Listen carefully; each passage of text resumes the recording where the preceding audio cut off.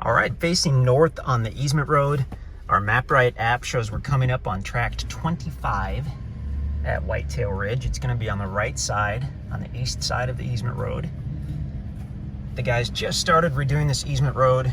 It was an existing road or trail or whatnot. It's been here for decades, but they're widening it. They're doing ditches. They're bringing in some fill. So it's not done in this video, and they told me to stay off it, but I thought I wouldn't listen, and I snuck up here to get a video of this property. Oop. The property's already begun on the right side of the road. So our map shows tract 25. So we're about here. Property's over here on the right. It looks to be all wooded. From what I'm gathering, looking at this, it's probably fairly level here toward the west side and slopes down as you go easterly. And this looks like some kind of possibly a valley or whatnot with maybe a seasonal creek at the bottom. I don't know if we'll walk all the way down to that, but let's walk in and we'll explore this at least a little bit. Looks like a super nice property. Early springtime out here, so only about half the leaves are on the trees. And we just lost our sunshine behind a big cloud, so we might have little blips of that as we do this video. You'll see some timber here and there. That's from the road being widened out. Some of these tracks have been logged within the last couple years, but looking at this property, don't see any signs yet of any recent logging. We'll check that out a little more as we walk in here. So you can see it's a mix of probably 10 and 20-year-old timber, and then bigger, more mature timber.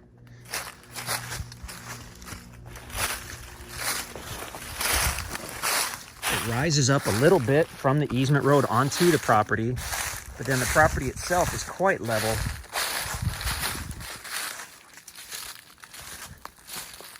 Walking back to the east. Oh yeah, very level here.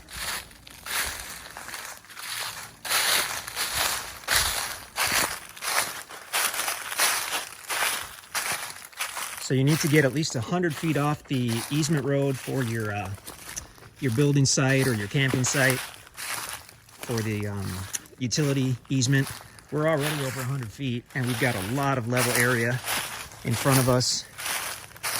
You can see these thousands of small, younger oak trees. Many times in the past, I mean, there's a bunch of ways that you can clear out these little trees. You can rent a mulcher. I mean, that's the funnest way for sure. A mulcher that goes on a skid steer, but really it's almost as economical to just grab a couple friends with some small saws, go through and cut all these right at the base, cut them flat. You don't want them pointy because they can poke tires that way, but cut them flat. Do that for about 20 minutes, go back and stack them in a pile, rinse and repeat half a dozen times, and within just a couple hours you can have a good driveway and a good building site cleared out without having to rent any fancy equipment. The nice thing is I see quite a bit of mature timber as well. Quite a few of these much bigger oak trees. That's over a 20-inch tree. All these are 1, 2, 3, 4. Quite a few in the background there. I mean, those are 50, 80 years old, possibly 100. There's quite a few up there as well. There's a little sunshine coming our way. So, I mean, the ideal thing, if you want to spend a couple days out here, is to clear yourself a driveway, get over 100 feet back, clear yourself a site, but just clear out these small trees, leave the mature trees, and you end up with basically a park-like setting. And we've seen that on a couple of the other tracks out here that have a similar mix of the mature timber and then the smaller oaks. Really, it would not take much work to create your own private park out here. So as we continue going east, we can see about 50, 100 feet from where we are, it starts to slope down.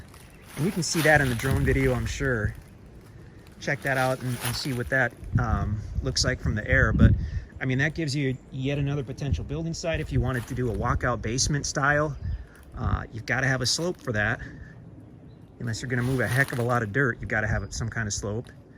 So having it slope down like that gives you that option. Beautiful track. So deer and turkey population out here is phenomenal. We're extremely close to the Niangua River. We're actually within about a mile, I guess, mile and a half of the Niangua River. But Bennett Spring State Park is only about 3 miles, and that has excellent river access as well as some other cool stuff. But in this particular section of the river, you can fish for trout. It's a white ribbon trout fishing section, which is really pretty cool. Certainly can bass fish and all the normal stuff as well, but rainbow and brown trout are in this particular section of the Niangua.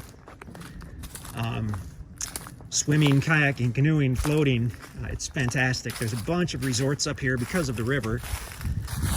So even if you want to stay at a place that has a cabin already and just come out and, you know, camp and goof off on your property, you've got a lot of resorts to choose from. You've got a lot of RV parks to choose from, some of which are very reasonably priced from what I've heard. Beautiful tract, wildlife population excellent, very private. Yeah, check out the website. You can see the drone video, you can see the interactive map. If it's still available, just let us know if you have any questions. And again, the easement road looks a little rough, but it's not quite done in this video. So yeah, get a hold of us. We'd love to talk to you.